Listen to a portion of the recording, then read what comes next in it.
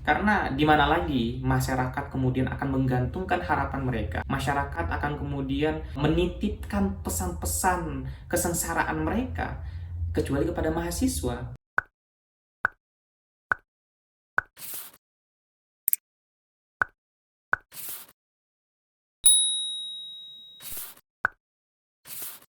Halo, Assalamualaikum warahmatullahi wabarakatuh. Kembali lagi bersama Yusril Iza Mahendra di channel YouTube Yusril Iza.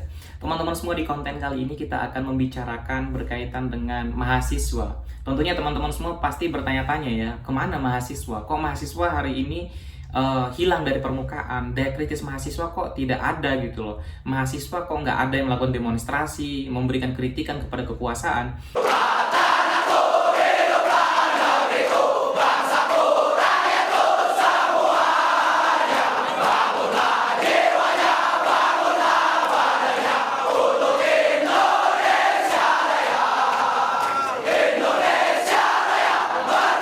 Padahal ya kehadiran mahasiswa itu dibutuhkan, apalagi di tengah pandemi COVID-19 seperti ini. Banyak sekali terjadi korupsi di mana-mana, banyak sekali pengelolaan dan penanganan COVID-19 yang dilakukan oleh kekuasaan hari ini itu justru tidak pro kepada rakyat, tidak menguntungkan rakyat. Banyak rakyat yang masih merasakan ketidakjadilan sosial dan lain sebagainya. Kemudian banyak sekali permasalahan yang terjadi. Tentunya melalui permasalahan yang seperti inilah kemudian harusnya mahasiswa itu hadir di tengah permukaan.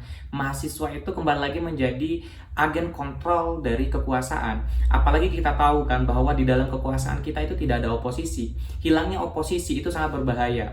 Mahasiswa itu kan sebagai garda terdepan yang akan mewakili masyarakat dalam menyuarakan suara-suara dari rakyat, kan seperti itu.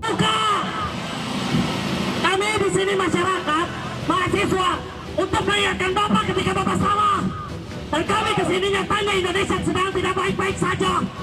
DPR bukan Dewan Perwakilan Rakyat, tapi DPR adalah Dewan Pengkhianat Rakyat.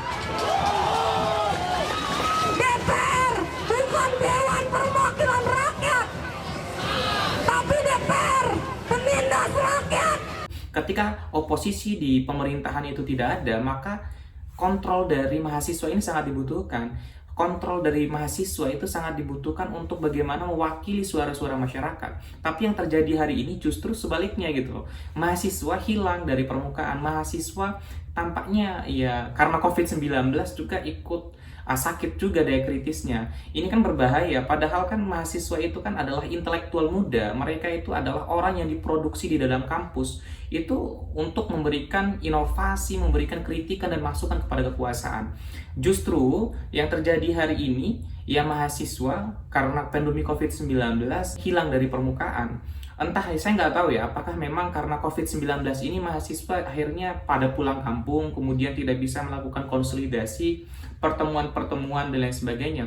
Tetapi harusnya di zaman yang sangat modern seperti ini, mahasiswa itu menggunakan media sosial, kemajuan teknologi itu sebagai cara mereka untuk menyampaikan kritik dan masukan kepada kekuasaan. Karena tentunya banyak sekali permasalahan yang terjadi. Bahkan dari pertengahan tahun 2020 sampai dengan awal tahun ini, itu ada sekitar 15-20 kasus yang memang sebenarnya perlu disoroti oleh mahasiswa. Aktivis mahasiswa kemudian bungkam membiarkan permasalahan ini terjadi begitu saja. Harusnya ya permasalahan itu kan membutuhkan sebuah kajian yang kritis dari mahasiswa, dibutuhkan daya kritis dari mereka yang hari ini itu menjadi seorang intelektual muda. Karena begitu banyaknya kritikan dan masukan yang dimiliki oleh rakyat ya, yang tidak bisa disampaikan langsung kepada kekuasaan. Nah, mahasiswa itu berperan mengambil alih posisi-posisi itu, mengambil alih peran itu untuk bagaimana memberikan kritikan dan masukan kepada kekuasaan. Kita tahu bahwa sebut saja misalkan di akhir tahun kemarin terjadi korupsi, bansos dan lain sebagainya. Itu kan sebenarnya itu kan membutuhkan kehadiran mahasiswa untuk kemudian memberikan kritikan. Jangan sampai yang diproses hukum oleh kekuasaan hari ini hanya menterinya saja, tapi orang-orang yang terlibat di belakang, di depan, di atas, dan di bawah itu tidak mau diproses oleh kekuasaan. Nah, mahasiswa itu harus hadir untuk memberikan kritikan dan masukan, kontrol terhadap penegakan hukum gitu loh. Itu salah satu fungsi dari mahasiswa kan, harusnya seperti itu. Belum lagi banyak sekali penegakan hukum yang tidak equal yang dilakukan oleh kepolisian kita, yang dilakukan oleh pemerintahan kita. Banyak kemudian orang-orang yang memiliki daya kritis kemudian dijegal dengan undang-undang ITE. Nah, keadaan-keadaan ini justru harus disoroti serius oleh mahasiswa. Karena ketika LSM, kemudian tokoh masyarakat, tokoh intelektual, aktivis-aktivis yang sudah senior itu saja dijegal dengan undang-undang ITE, bagaimana mahasiswa? Kita nggak boleh, mahasiswa itu kan nggak boleh ikut arus ya, mahasiswa itu harus lawan arus kan, kayak gitu.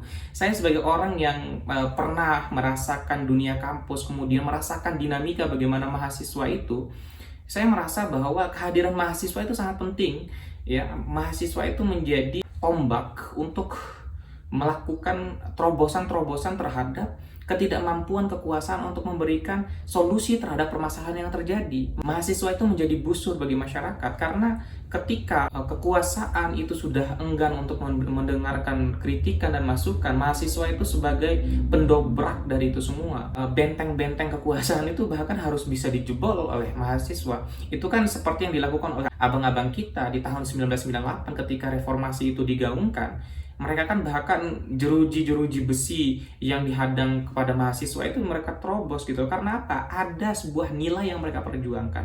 Ada sebuah pikiran dan aspirasi rakyat yang mereka perjuangkan. Karena mahasiswa hari ini semacam mengalami krisis daya kritis ya. Walaupun ya kita hari ini sedang mengalami krisis kesehatan, tapi krisis kesehatan jangan sampai berpengaruh terhadap krisis daya kritis kita.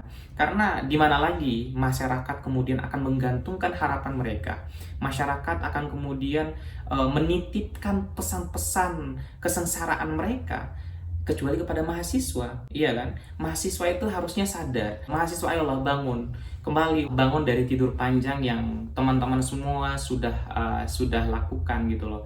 Kita butuh sebuah gebrakan, kita butuh sebuah keberanian sekali lagi untuk menyadarkan kekuasaan kita bahwa negara kita di tengah pandemi yang seperti ini itu membutuhkan sebuah solusi yang tepat. Dan video ini tidak berusaha untuk mendiskreditkan pihak manapun, apakah mahasiswa atau penguasa, tapi video ini saya buat untuk kemudian ingin menyadarkan bahwa ada semacam sebuah ketidakadilan sosial, ada semacam sebuah ketidakadilan terhadap penegakan hukum yang terjadi di negara kita. Yang oleh karena itu, maka dibutuhkan kehadiran mahasiswa, dibutuhkan kehadiran seorang intelektual muda, seorang mahasiswa yang memang diproduksi di dalam kampus, ya diisi kepala dan pikiran mereka itu untuk apa?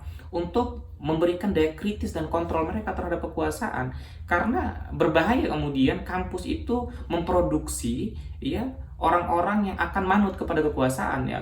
Harusnya kampus itu tidak seperti itu. Kampus yang modern itu menciptakan pikiran ya yang akan memberikan solusi terhadap ketidakmampuan kekuasaan untuk menciptakan solusi terhadap permasalahan. Nah, mahasiswa itu harus mampu menjadi garda terdepan terhadap penciptaan sebuah inovasi, terhadap hadirnya sebuah inovasi yang baik bagi kekuasaan gitu loh. Mahasiswa kampus itu harus menjadi garda terdepan untuk menghasilkan solusi terhadap permasalahan yang dihadapi oleh bangsa kita. Dan kekhawatiran saya justru seperti ini teman-teman semua. Mahasiswa hari ini bukan hanya sedang menghadapi krisis kesehatan, tetapi mahasiswa kemudian sedang menghadapi suatu suasana yang mencekamkan di dalam batin mereka. Karena yang tampakkan begini, mahasiswa juga punya rasa takut gitu loh. Punya ketakutan yang serupa dengan masyarakat bahwa nanti mereka ketika memberikan kritikan dan masukan nanti dijegal oleh kekuasaan, nanti dimasukkan bui, nanti bisa dipenjarakan. Tentunya pikiran semacam ini harus kita lampaui, harus kita lewati gitu loh. Jangan sampai kita terpuruk oleh pikiran-pikiran yang seperti ini. Padahal kita membutuhkan kehadiran teman-teman semua, kehadiran mahasiswa di tengah-tengah masyarakat kita. Sebagai apa? Sebagai orang yang akan memberikan sumbangsi pikiran terhadap ketidakmampuan kekuasaan menghasilkan pikiran.